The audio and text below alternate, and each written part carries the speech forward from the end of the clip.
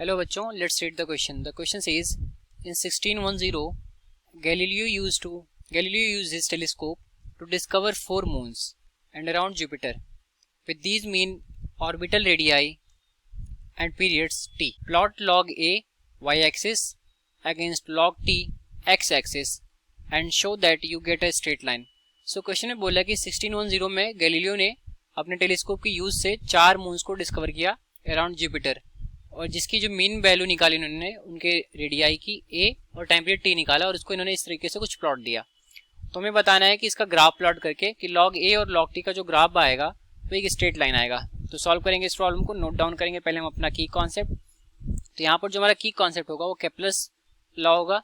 ठीक, लिखेंगे इसको की कॉन्सेप्ट. तो की कॉन्सेप्ट में हमारा केप्लर्स थर्ड लॉ होगा, that is law of period. Law of period. तो इसके अकॉर्डिंग क्या होता है कि अगर कोई भी सैटेलाइट या फिर प्लैनेट किसी ऑर्बिट में रिवॉल्व कर रहा होता है तो उसका जो टाइम पीरियड होता है उसका स्क्वायर उस ऑर्बिट के रेडियस के क्यूब के बराबर प्रोपोर्शनल होता है. अगर हमारा ऑर्बिट सर्कुलर है तो रेडियस हो जाता है, अगर वो हमारा इलिप्टिकल होगा तो यहाँ पर सेमी मेजर एक्सिस आ जाता है. ठीक है, तो यहाँ पर टी क्या हो गया, टाइम पीरियड. टी हो गया हमारा यहाँ पर टाइम पीरियड, और आर हमारा हो गया radius of that orbit, radius of orbit. ठीक है, तो ये हो गया हमारा की कॉन्सेप्ट. अब आते हैं प्रॉब्लम पर. तो हमें बोला कि जो ए और टी का हमें यहाँ पर डेटा गिवन है, हमें इसको पहले लॉग ए में कन्वर्ट करना है और लॉग टी में, फिर इसका ग्राफ प्लॉट करना है. तो पहले हम इसकी जो लॉगरिथमिक वैल्यूज हैं वो निकाल लेंगे. तो लिखते हैं हम पहले. फर्स्ट के लिए हम सबको इसको नाम दे दे रहे हैं. ठीक है, तो ये हमारा अगर 1 हो गया, ये 2 हो गया, ये 3 हो गया और ये 4 हो गया. ठीक, तो हम देखते हैं कि log 1 जो आएगा दैट इज फॉर 4.22, उसकी वैल्यू कितनी निकल करके आएगी. तो फर्स्ट लॉग हम देखेंगे, लॉग इसको हम लॉग फर्स्ट दे दें. ठीक है, फर्स्ट हमारा, तो लॉग हमारा पहला ए की वैल्यू निकालनी है. तो लॉग ऑफ 4.22 ये देखते हैं कितनी आएगी. तो लॉग 4.22 की जो वैल्यू होगी वो आ जाती है हमारी 0.625. ये हो गया हमारा क्या, लॉग ए की वैल्यू निकल रही है ना, ये लॉग ए मतलब वाई एक्सिस. इसका अब हम एक्स एक्सिस पर निकाल लेंगे. तो एक्स एक्सिस के लिए क्या हो जाएगा, एक्स एक्सिस पर हमारा टी रहेगा.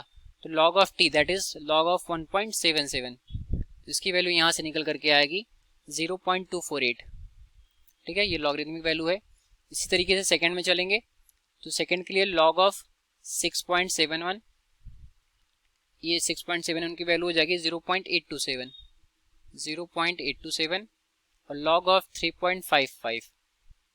तो लॉग ऑफ 3.55 की जो वैल्यू होगी वो हो जाएगी 0.55. ठीक, अब आते हैं थर्ड में.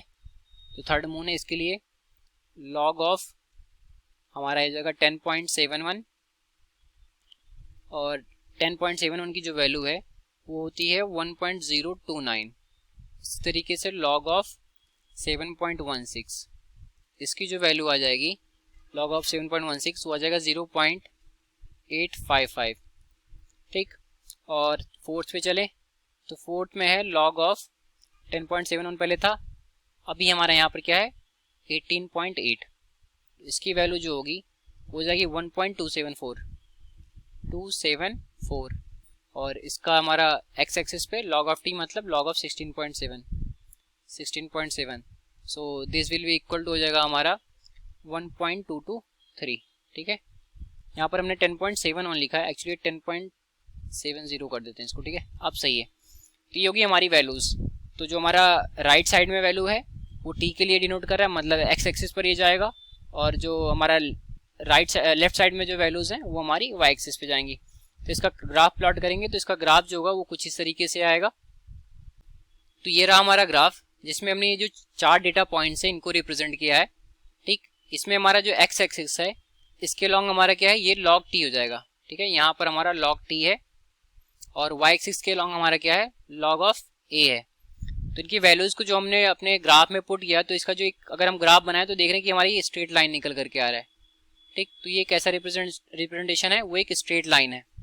ठीक, और इसका इक्वेशन क्या हो जाएगा, अगर हम एक स्ट्रेट लाइन की इक्वेशन देखें तो y इज इक्वल टू क्या होता है, mx प्लस c होता है. तो एक स्ट्रेट लाइन की इक्वेशन आ रही है यहाँ से, ये क्या हो गया हमारा स्ट्रेट लाइन. तो क्वेश्चन में हमें बोला था कि शो करना है कि स्ट्रेट लाइन आएगा कि नहीं, तो हमने यहाँ से स्ट्रेट लाइन को यहाँ पर गेन कर लिया. So the graph will be straight line, graph will be straight line. ठीक है, तो ये रहा हमारे इस क्वेश्चन का correct solution. I hope you understood well, thank you.